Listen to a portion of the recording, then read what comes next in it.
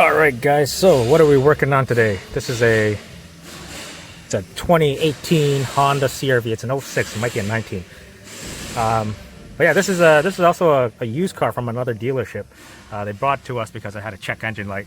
And what do you got? 109,000, almost 110,000 kilometers. Right? It had a code for cam and crank out of phase. So I did not look at this. Our apprentices took it all apart with the shop foreman to inspect the physical timing and see what was wrong with it. And then they called all the parts, and then that's what I'm doing. I'm just doing the repair. But I feel like for the 1.5 liter turbo, it's been starting to become very common with incorrect phase. Probably from last few I've seen is from lack of maintenance, and I think this was one of them. This is another one, I guess, when they looked at it, because I also took a little peek while they were looking at it over there, and the oil looked pretty dark. So yeah, anyways, I'll bring you underneath the hood, and then we're gonna start taking stuff apart. And then they've already ordered all the timing components, VTC actuators, even the crank sprocket, because I think they said they saw a lot of wear on the teeth on the sprockets, timing chain guides, tensioner, anything I needed in the timing system that I need to replace. So they've already ordered all the parts, and it's sitting in that milk crate over there for me. So yeah, let's go underneath the hood and get started. Okay, so I'm just gonna pull out the dipstick and show you how the oil is pretty black. I think they might have topped it up or just changed it or something, but yeah, that's what the oil looks like. And then yeah, I'm gonna start removing all the stuff, remove the coolant bottle out of the way, and then yeah, start tearing it apart. Looks pretty black. Typical quick lube oil filter on there. I think what happened is this came from let's just say it's a Kia dealership, and they probably took it on trade-in. And yeah, so now I guess they want to fix it and then sell it as a used car. So yeah, I don't know, I'm just here to fix the problem here. Alright guys, so I'm about to take the crank bolt off. And it's almost full charge. If this thing doesn't get it off, then I got this guy. It's always a tough thing to get off. Yep, does not move. Let me put on the weighted socket. Alright, weighted socket, right? Should get it off. Oh yeah, there we go. Alright, so crank bolt's loose. Took the belt off. I also took the splash shield underneath to just make it easier on me so I'm not fighting that splash shield all the time. Yeah, so that's about it. Let's go back up top and then start removing stuff up top. So I don't know if you remember, back in the day I did a Kia Sorento engine that I got towed from the Kia dealership to us. Same Kia dealership. just wanted to let you know. But yeah, took the valve cover off. This is what it looks like. You might think that it does not look too bad, but because of 0W20 oil and extended oil change intervals, yeah, this is what it looks like. But in reality, look at that. That is sludge, and that is just the hole for the PCV that goes into the valve cover, and then this is your PCV tube, right? And then if you look at your sprockets, you can see the wear on the teeth. You see that? See all that? Okay, my finger made it out of focus, but there you go. That's the wear on the teeth. Extended oil change intervals, I guess. So yeah, anyways, we're gonna be replacing all that, all the guides, all the chains, the both VTC actuators, and yeah, remove stuff here and give me some space. I'm gonna unbolt the timing cover, and then we'll start zipping everything off. All right, so before I take off the timing cover, I gotta make sure that I put this thing in top dead center. So that mark down there is lined up with the white mark on the crank, right? Because if I go any further, top marks are gonna go out. But just to show you guys, it is out of time. It's one teeth out. Let's see if we can get it. The marks are, oh, that stud's in the way. Damn. So there's that mark. Oh. Then there's that other mark. Let me get the light better.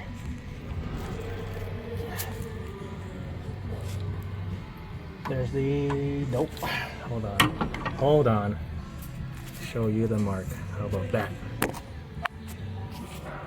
There you go. See? One teeth off on the cam sprocket. I'm gonna let it focus on that thing and not the bolt. Yeah, there you go. One teeth off. So there you go. So something caught my eye when I was working. It looks like some wires. It's not for the battery sensor, but if you look inside, somebody has put an aftermarket wiper motor, and then they cut the wires so they can put a connector for that aftermarket wiper motor.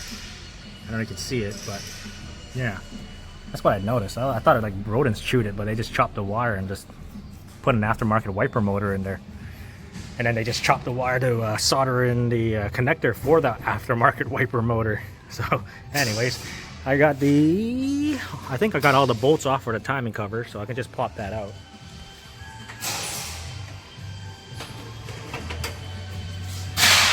I just do this and it just comes right off. So that's off. Let's see, get this off by one hand.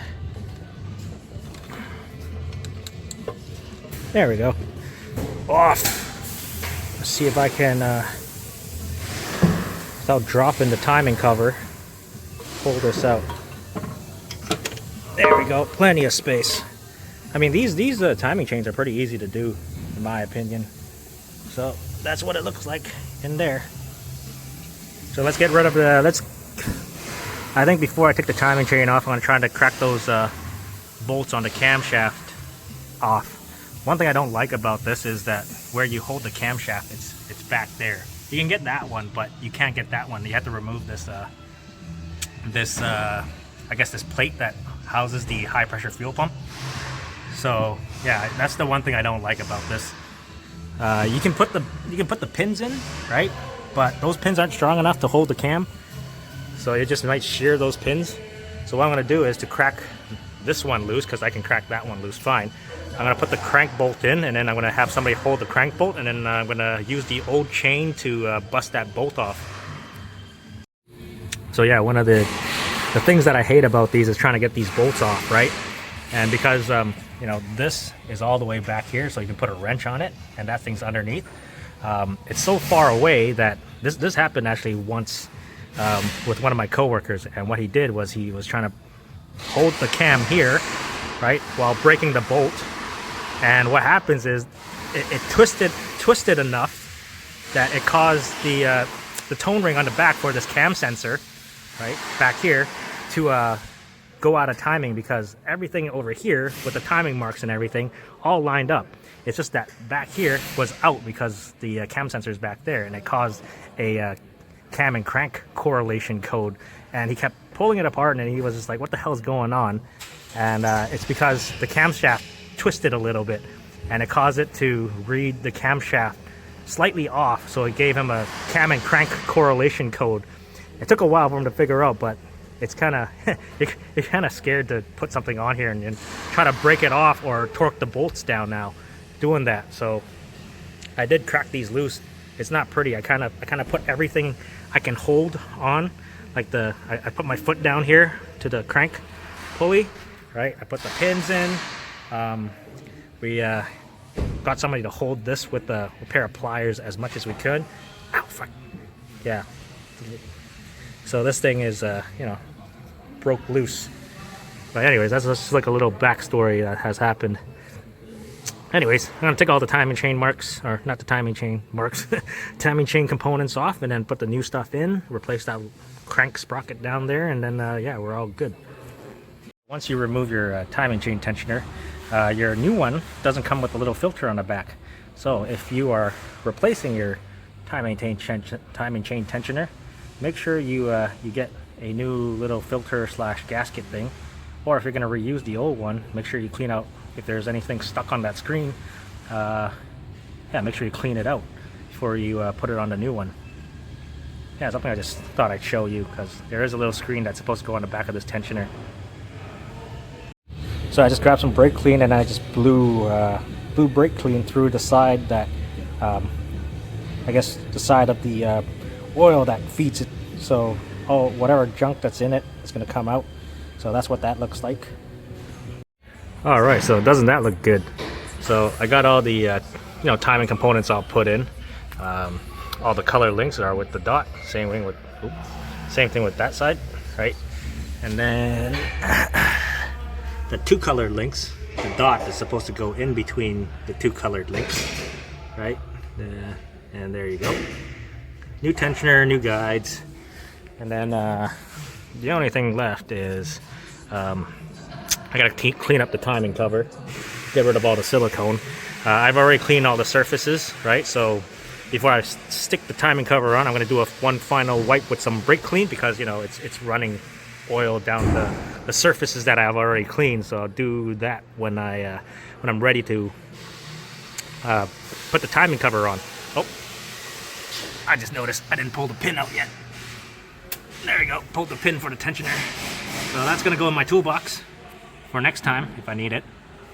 But yeah, so pretty much done. Just a little bit more cleaning, and then I can stick the timing cover on and then reinstall everything back together. All right, so I got the timing cover on with new silicone and everything. This can stay overnight to dry. It's already time to go home, so see you in the morning. All right, guys, so it's the next morning. Yeah, so something I was just putting the engine mount back together, but I thought I'd ask. And feel free to comment down in the comment section. I've been seeing these engine mounts. They break right here, and I've seen a couple so far. Usually customers complain as they come in for a vibration, and this thing is broken. I actually have a short video about it, showing you where it broke. But I don't know if is it because it's too thin, right? Or is it bad casting? I don't know. But you can see this side is pretty thick, but over here I think they kind of cheaped out on the material and made it pretty thin, and then that thing is being supported and sitting on here, right? And they just break right here. So I don't know, let me know in the comments if you've seen something like that before, because I've seen a few so far come in, and that's where they usually break. So yeah, anyways, back to putting the rest of this back together, and then I guess the next time you see this is when it's running.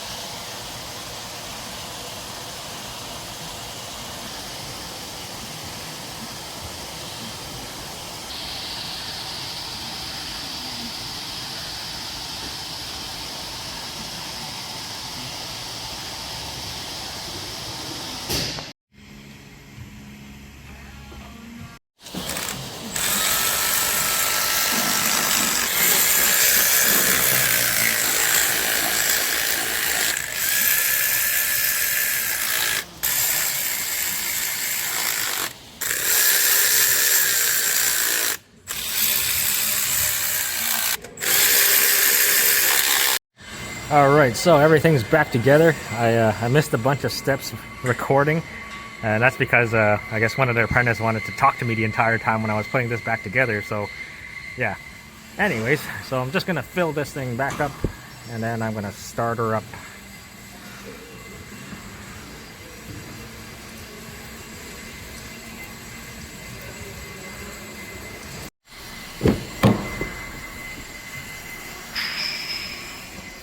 All right, first start. Oh. Started right up. Whole bunch of warning lights on the dash still. So cleared the codes. Still cold, so I'm warming the engine up. But everything sounds pretty good. So yeah, just gonna let this thing warm up. All right, so just double checking the oil level, and as you can see, after even draining and filling it with fresh oil, it's still pretty dark. But yeah, but anyways, that's pretty much it. I'm just gonna scan it for codes and then clear whatever is in there. And yeah, I hope you enjoyed the video. Thank you guys for watching, and I'll see you next time. So, and also Happy New Year's, because you know, it's almost New Year's. And yeah, be safe out there.